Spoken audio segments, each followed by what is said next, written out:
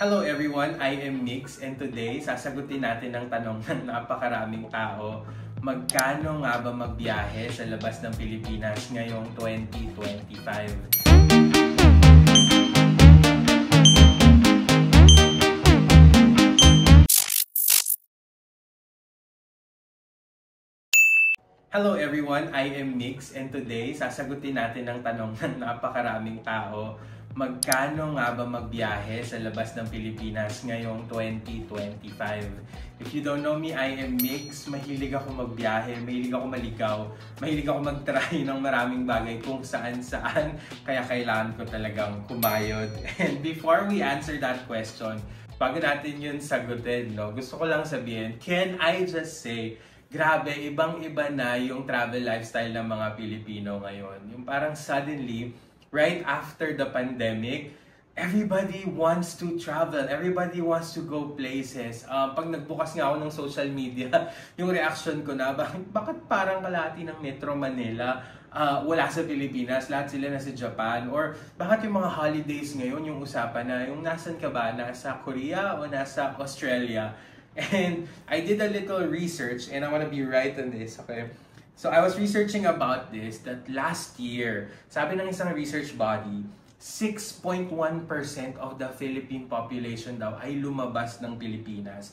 And of course, hindi yan absolute na walang umulit dyan, na hindi sila nagkamali ng kung anumang bilang. It's a rough estimate of the research body. But the point is, 6 million Filipinos ang lumabas ng Pilipinas last year para magbakasyon. And that's a lot. 6 million people. Pero syempre, compared pa din sa 120 million plus na population natin sa Pilipinas, that is still small. That's very small, 6.1%.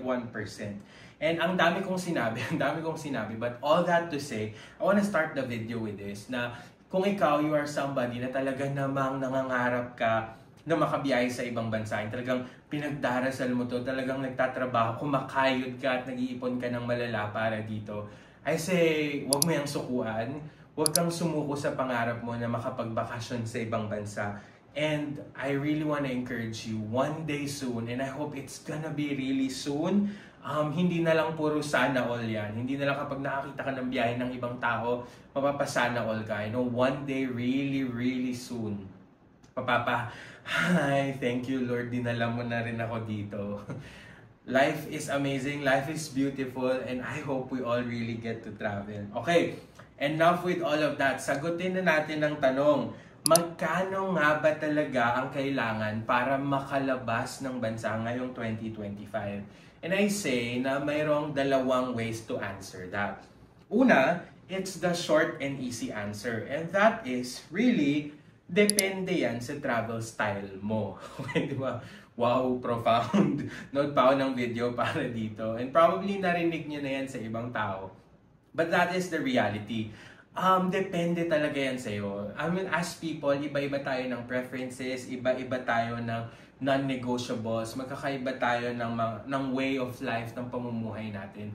Kaya nakadepende talaga yan sa'yo. Now, baka dapat na mas pag-usapan natin is ano bang travel lifestyle mo. Pero baka you're wondering now, Migs, hindi pa nga ako nakabiyahe, kaya ako nga pinapanood tong video na to. Paano mo nga ba malalaman kung ano ang travel lifestyle mo kung hindi ka pa nakakapag-ibang bansa? I say that a good way to gauge it is to look at your daily preferences. Kasi most probably, kung ano yung kaya mo i-tolerate araw-araw sa pamumuhay mo, yun din yung kaya mo i-tolerate kapag nagbiyahe ka sa ibang bansa. And I listed a few questions here. Number 1, kaya mo ba mag-commute? So, ano bang ibig sabihin ng commute sa'yo? Ibig sabihin ba niyan lakad, bus, train, or is it Grab and Uber? Next, type of accommodation. Ano ba yung preference mo? Kailangan ba? Are you the type of person na kailangan naka-hotel ka and everyday may naglilinis? Or mas gusto mo yung Airbnb na para ka lang talagang nasa bahay? Okay lang ba sa'yo na may ka-share ka sa room? Okay lang ba sa'yo yung mga dorm type bunk beds na definitely mas mura pero may mga kasama ka? Or are you that someone na mahalaga sa'yo yung privacy, yung peace and quiet kapag nagbabakasyon ka? Okay, another thing is your meal preferences. Are you the restaurant type of person?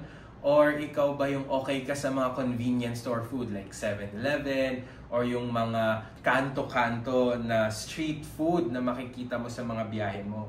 Hindi lang yan preference ha. Kasama din dyan, of course, yung frequency ng pagkain mo. Wala tong judgment, pero are you that person na dapat 3 meals, 2 snacks a day? Or are you the type of person na, hindi, sige, basta pag nagutom tayo, doon tayo kakain? Okay, next on the list is yung shopping habits. Ikaw ba yung tipo ng tao na, naku, minsan lang tayo nandito, bilhin mo na yan? Or are you that type of person na, hindi, dapat lahat naka-budget? Dapat hindi lalagpas sa ganitong amount, lalo na yung pasalubong, lalo na yung shopping. Iba-iba kasi tayo, and all these factors and more, they determine the type of traveler that you are, and of course, yung cost, yung possible total ng cost ng buong biyahe mo. Now, if you're wondering, dami mo namang sinabi pero hindi naman nasagot yung tanong, magkano ba? Gusto namin ng amount, gusto namin ng numbers. And dito kasi sabihin yung second longer way of answering that question. And that is actually to make an anticipated budget breakdown. So kung gusto mo talaga na may amount, gusto mo na may presyo ka na marinig, stay with me dito sa video na yan. Pero para makagawa tayo ng assumption ng cost, kailangan muna natin gumawa ng imaginary traveler type. So, pwede mo itong gagawin natin para lang meron tayong mga conditions and preferences. Pwede mong i-adjust yung sayo base dito sa gagawin natin. Pwedeng higher, pwedeng lower, depende talaga kung ano yung mga preferences mo. Pero for this vlog, we will always assume the good average, the middle one, okay? So, pero itong budget na to, ang assumptions natin dito ay magbabiyahe ka as a single young professional. Meaning, may trabaho ka, may sahod ka, or may ipon ka, or you're starting on a business, or basta mag-isa ka, gagastos ka para sa sarili mo. Next is you are a mid-range traveler. Okay? So, yung budget na gagawin natin, hindi siya masyadong mahal, hindi rin naman siya yung sobrang budget na budget.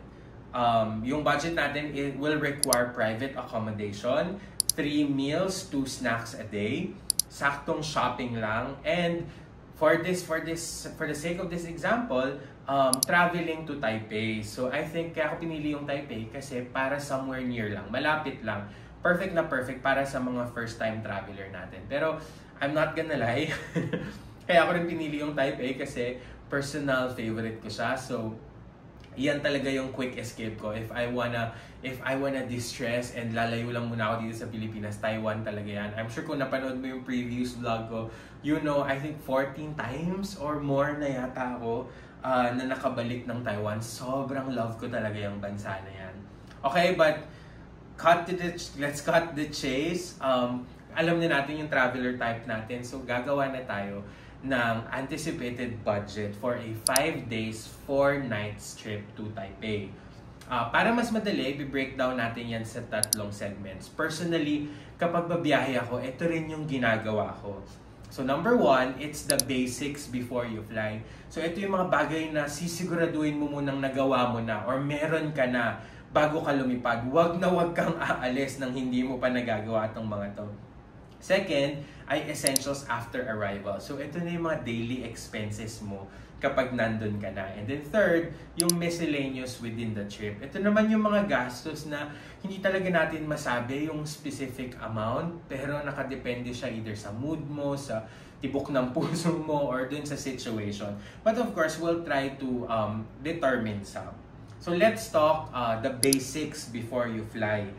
So dahil basic nga, I wanna assume na meron ka ng passport bago ang lahat ng ito. Kasi kung wala pa, okay, you need to secure one. Okay? Hindi ka makakalabas ng Pilipinas kung wala kang passport. Expect mo na kung kukuha ka ng passport, you'll have to spend around 900 pesos up to 2,000 pesos dahil yung pag-request ng passport alone, may bayad na siya. Pero may mga requirements pa silang hihingin sa'yo na, surprise, welcome to the Philippines, may bayad din. So, i-expect na natin yung 900 pesos to 2,000 pesos or even more na magagastos mo para makakuha ka ng passport. The DFA says it's between 10 to 20 days para ma-release yung passport na ni-request, assuming natanggap na nila at naipasa mo lahat ng requirements. But I say, kapag kaya mo na, kuha ka na agad ng passport mo. So anytime na magkaroon ka ng opportunity magbiyahe, makakalis ka na talaga nang di mo yun iniisip. So yung passport naman, end of the day, kung di mo pa yan magamit sa biyahe, valid ID din yan. Magagamit mo yan sa maraming bagay. Okay, so i-assume natin meron ka ng passport. Let's skip that part. Yung gastos doon, hindi ko na rin isasama sa budget natin. So first things first. So, plane ticket. Para makaalis tayo ng Pilipinas, kailangan meron tayong plane ticket. In this case, aeroplano yung sasakyan. Pero hindi lang naman ito yung ways para makalabas ng Pilipinas. Alam natin yan. Okay?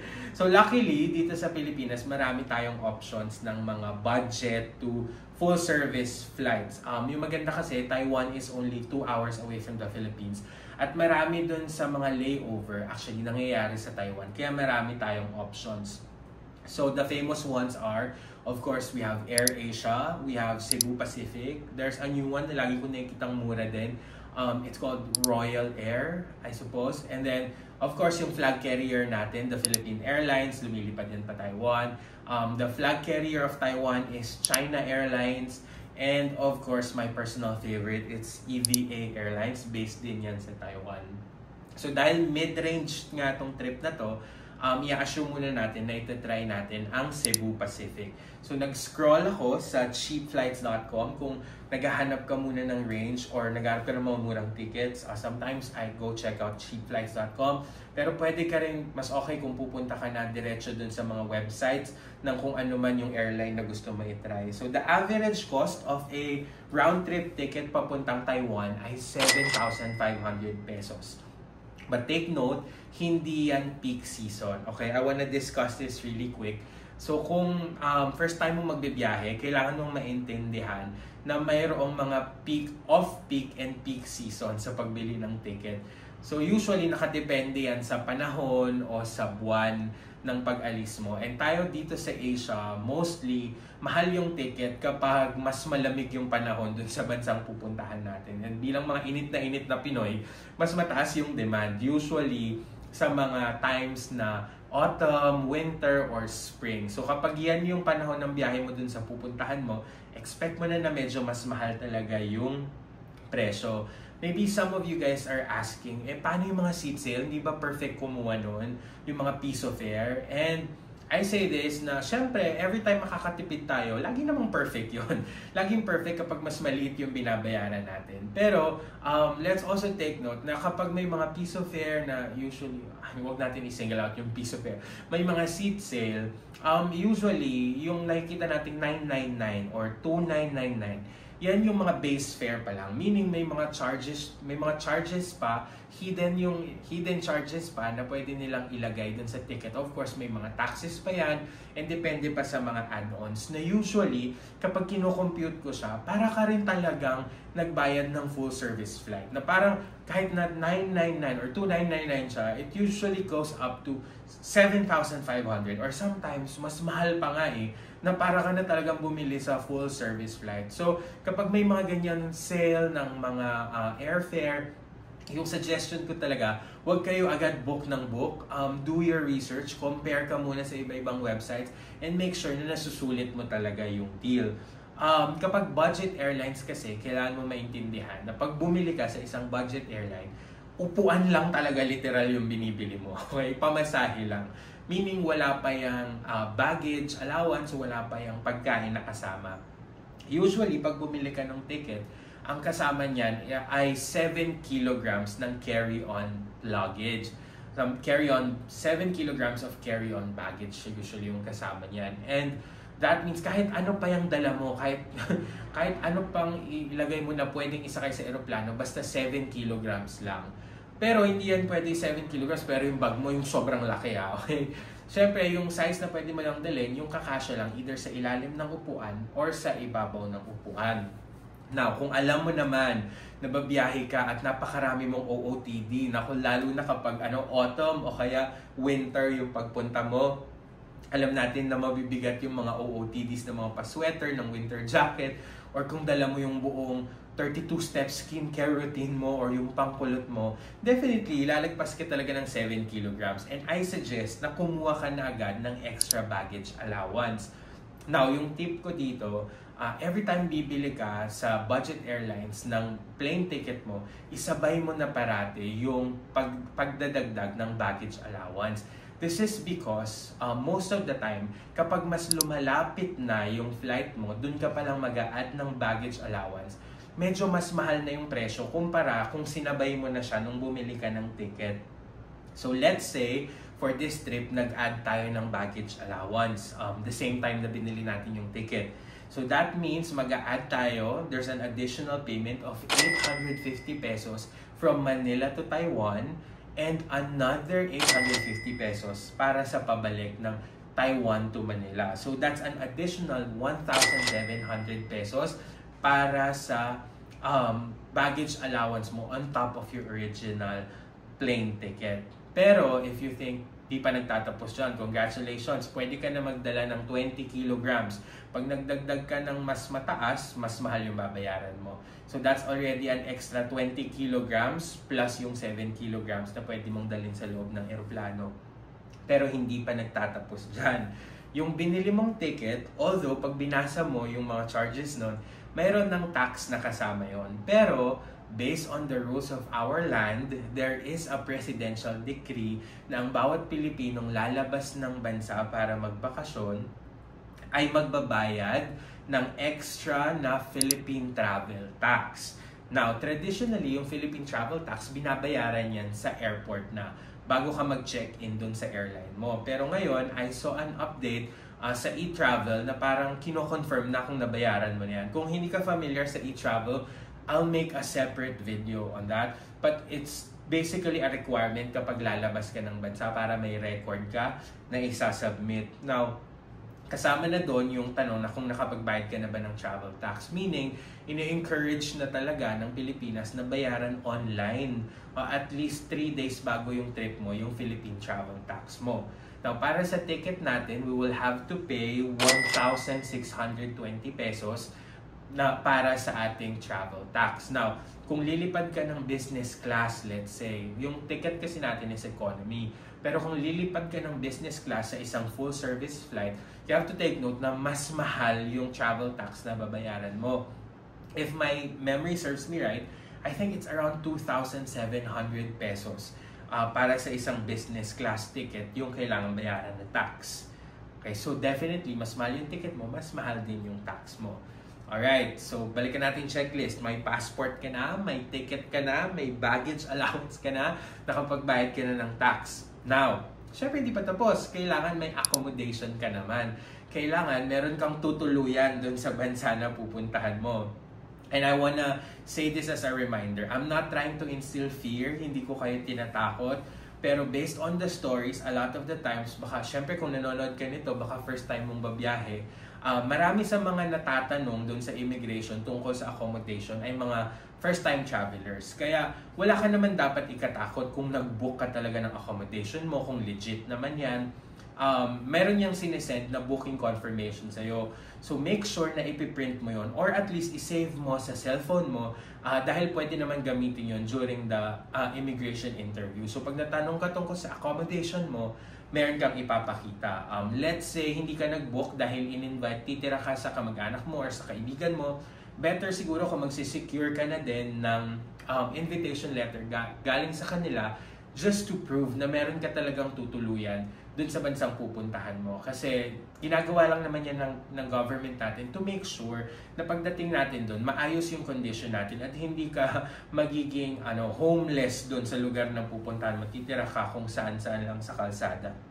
So make sure i-print lagi. Now, if you're booking an accommodation, marami namang websites. Some of it are, of course, the famous ones, yung Agoda, yung Booking.com, Airbnb, if you like to stay in an Airbnb. Or ako personally, kung part ka ng mga hotels with memberships. Sobrang ganda ng mga deals sa mga yon. So if may chance ka na makapagpa-member or loyal ka sa isang particular hotel group, that's a really good one kasi may mga exclusive prices sila ng rooms nila plus upgrades for you. Pero for this trip, naghanap ako sa Klook. Yes, yung Klook, the Klook app, pwede mo yun i-download, pwede rin yan sa web. You can download that at makakapag-book ka na din ng hotels through that app. So naghanap ako ng mid-range hotel for 5 days, 4 nights, and the average cost is 3,000 pesos per night. Again, may mas mura, may mas mahal, pero we're choosing the average one na decent din naman based on sa condition na kailangan may private room. So 3,000 per night, that's 12,000 pesos for 4 nights. Kung dalawa kayo sa room, pwede nyong paghatian. Pero for the sake of this computation, itong vlog na to, we'll take the full price ng room. So that's 12,000 pesos. Again, mid-range yung hotel. I said it already, merong mas mura, merong mas mahal. Basta yung tatandaan mo kapag nagbubook ka ng accommodation, may mga factors na i-consider para sa presyo ng hotel. Siyempre, mas mahal ang hotel base sa location, kung mas malapit ba yan dun sa mga tourist spots, or mas malapit yan sa train station, or dun sa mga key areas. Of course, yung mga CBDs, mas mahal yon.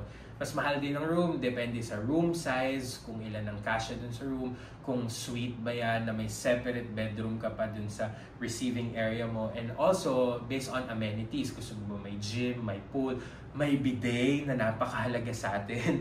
So, malaking factor yan na makaka-add dun sa price ng hotel na pipiliin mo. But good news, na-accomplish na natin ang majority ng ating list. Tinitignan ko yung list natin. So majority ng basics na-accomplish na natin. And to be honest, at this point, kung nagawa mo na lahat ng sinabi, ng pinag-usapan at kinocompute natin, pwede ka nang lumipad. Pwede ka nang pumunta dun sa destination na gusto mong puntahan. Pero itong mga susunod kong sasabihin ay sobrang halagang details na a lot of the times ay nami-miss out natin kapag nagbabiyahe. Number one, it's the internet. Alam natin kailangan natin to, but sometimes nami-miss out natin or hindi nasasama sa budget. When you fly to other countries, pag wala tayo sa sarili nating bansa, a lot of the times hindi natin alam paano mag-navigate.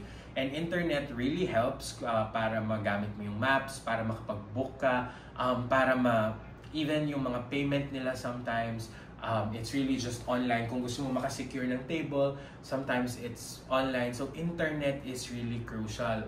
Kung pupunta ka sa bansa na hindi masyadong marunong mag-English, useful yan para makapag-translate ka. And ayaw mo naman makapag-translate para makapag-translate ka. And ayaw mo naman nahahanap ka pa ng may free public wifi na hindi mo pa alam kung secure or safe para makapag-internet ka. So better na ma-prepare mo na yung internet. Now, meron naman usually sa ibang bansa pagdating mo ng airport, meron sa mga convenience stores, sa mga major cities, meron din of course mga telco around the area na pwede ka mag-inquire. Pero it's always cheaper and it's always smoother kapag ginawa mo na yan online ahead of time. Okay, so usually I'll be very honest.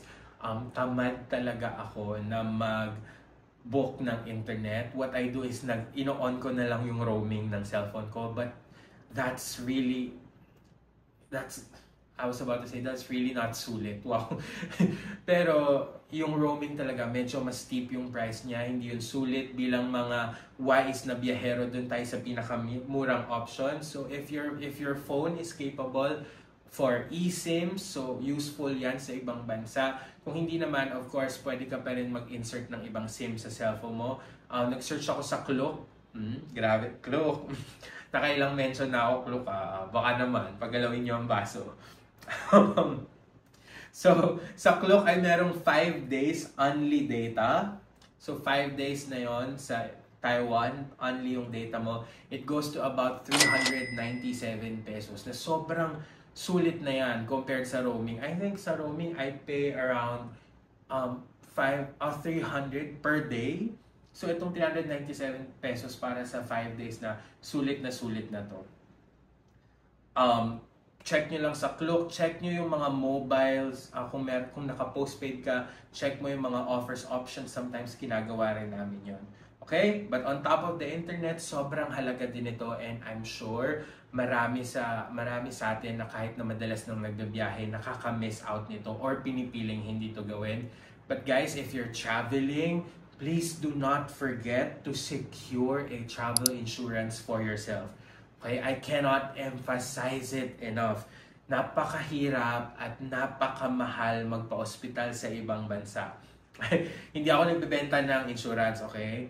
I'm not trying to push it to you, but guys, no matter what we say, na mag-iingat tayo or we'll take the extra precaution, you know, many things can happen.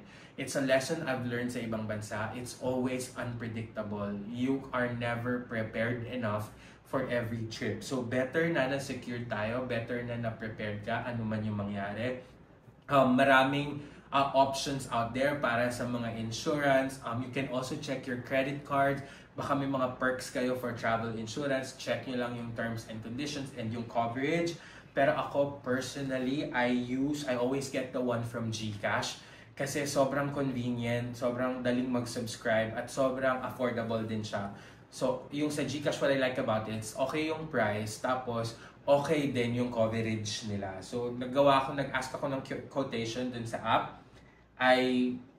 Trinay ko yung 5-day Taiwan trip natin with a 2.5 million coverage. So, yung 2.5 million, parang napakalaki niyan.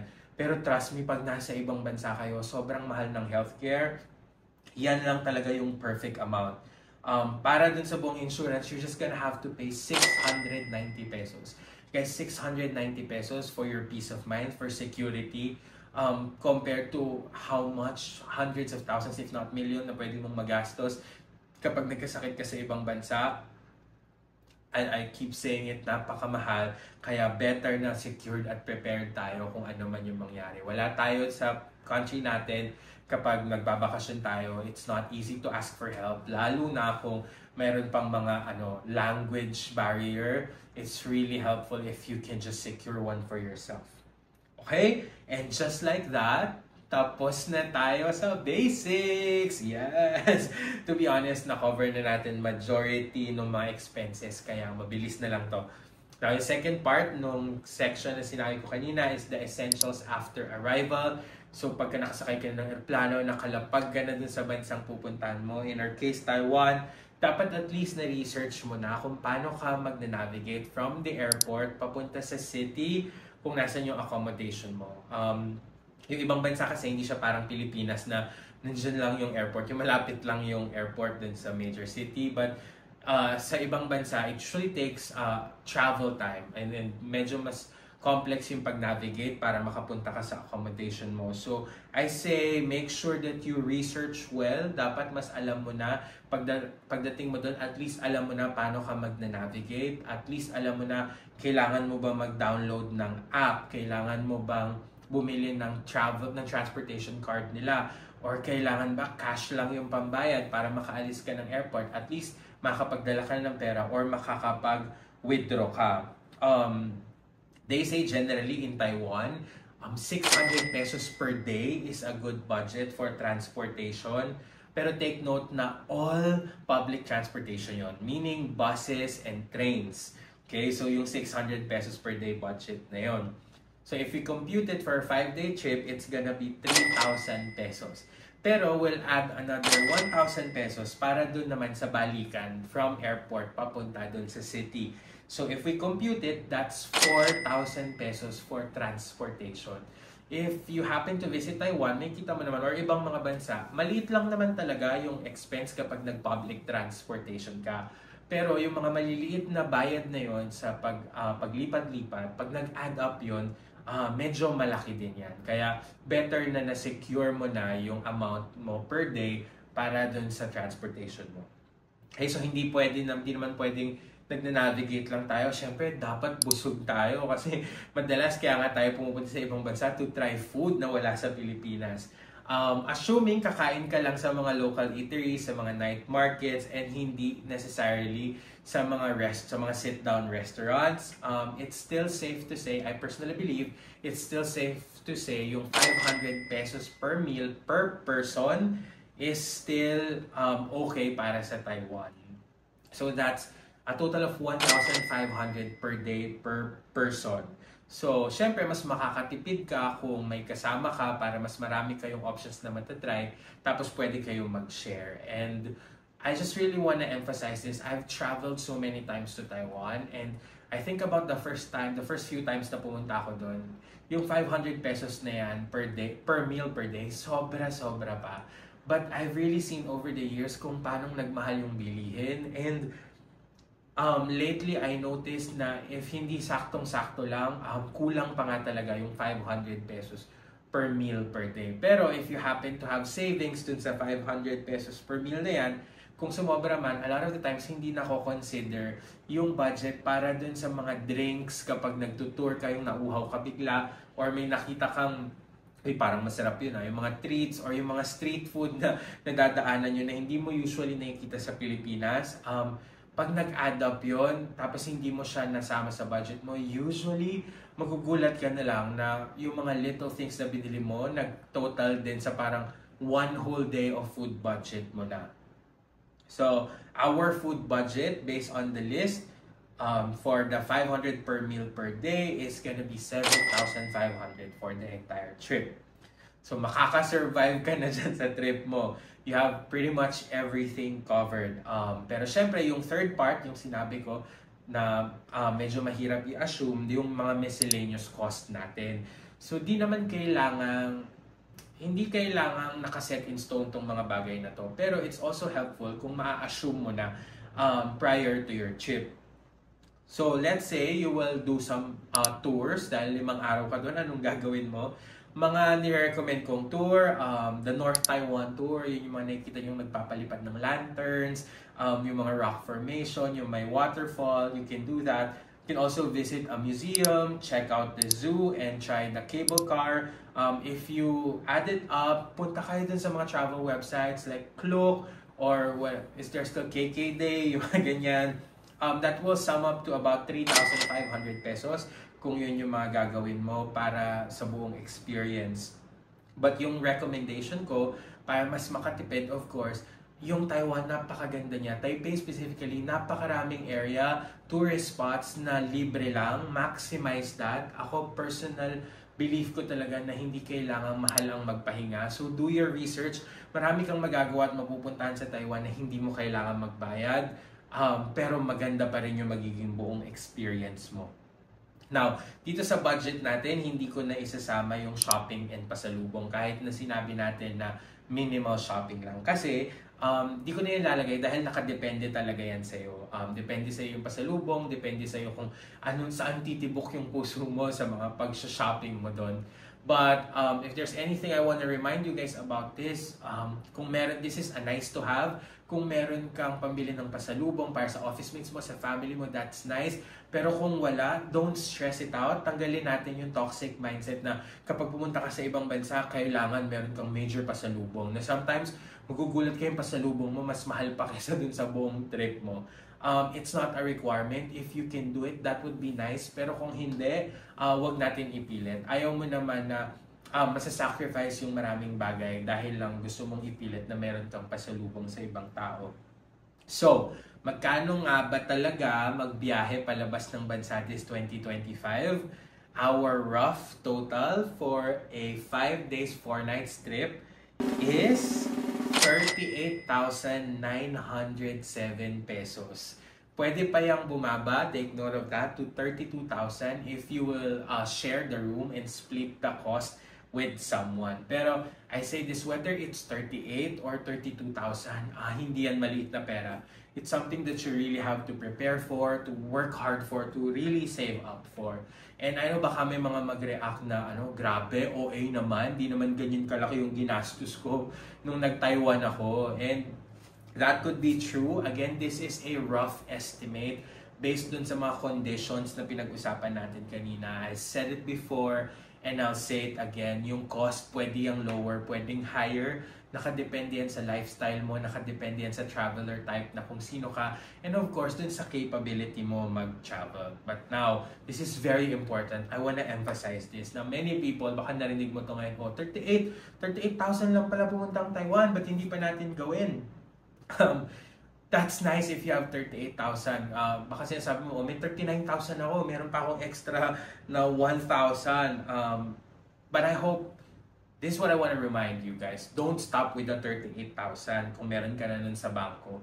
I want to say this, and you can take it with a grain of salt. If you already have that money, and saktong-sakto lang, never travel without a buffer. Anong ibig ko sabihin? Huwag kang aalis ng bansa para magbakasyon kung saktong-sakto lang yung pera na meron ka based dun sa budget na sinet mo. Hindi ko to sinasabi from a position of privilege, okay? I say this because in reality, sa mga trip, many things can happen.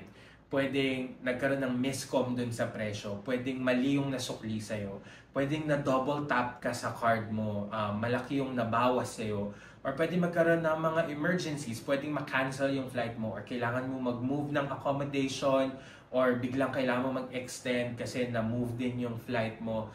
Many things really, it's unpredictable. Things na hindi mo ma-imagine na pwede palang mangyari sa mga biyahe. But the key really is to come prepared. Every time babiyahe ka, come prepared, come with a buffer. Don't rush na makabiyahe. Trust me, sobrang sarap magbiyahe sa ibang bansa kapag hindi mo kailangan i-compute lahat down to the last peso. And many of us, I say this, many of us, we travel kasi kailangan natin magpahinga, kailangan natin ng break from all the stress that there is. And ayaw mo naman na magbabakasyon ka nga, na makakapunta ka nga sa ibang bansa, pero ang bigat naman sa pakiramdam. Pero nag-worry ka naman kung hala, sapat ba yung budget ko bukas? Or pag uwi ko ba, rather than pasalubong yung dala ko, parang problema pa yung dala ko. If you travel, you want to travel to enjoy, you want to relax, you want to spend that time really to treat yourselves and really just shake off the stress. So it doesn't make sense kung nasa biyahe ka tapos stressed ka lang naman because of money. If you're traveling for the first time, we've been there. We've all been there. Yung parang excited ka talaga pero nag-worry ka din behind your head. Magkano ba talaga yung magagastos? I say this because many of my trips, nag-set talaga ako ng budget. Pero marami rin sa kanila, lumagpas ako dun sa budget. Either unintentional or intentional. Traveling is nice. Pero yung reality niyan, no matter how hard we set those budgets, meron at merong unpredictable or merong bagay na lalagpas talaga dun sa sinet mong budget. So be realistic, be truthful, and don't come there na sakto lang. Better to have spare, better to have buffer. Ano man yung mangyari, ano man yung magustuhan mo na wala sa budget mo, pwede mo pa rin siyang magawa. I hope na lahat ng nanonood nito, you really get to travel to your dream travel destination. 38,000, pwedeng less, pwedeng more. If you work hard enough, if you save hard enough, if you really believe in your heart na makakarating ka doon, that is really achievable. Life is so good, it will take you there. That's one thing that I'm sure about is if you believe it in your heart na magagawa mo yan, na makakapagbakasyon ka sa ibang bansa, really, life will take you there sa tamang timing, sa tamang panahon, sa tamang pagkakataon. And I hope na-encourage kayo to travel, na-encourage kayo to work hard, to save harder, and to dream of traveling more. Excited din ako na marinig yung mga travel stories nyo, yung mga travel breakthroughs nyo. So share nyo naman dito sa comment section natin or message me sa mga social media handles ko para naman malaman ko rin yung mga travel tips nyo and yung mga stories nyo na encouraging.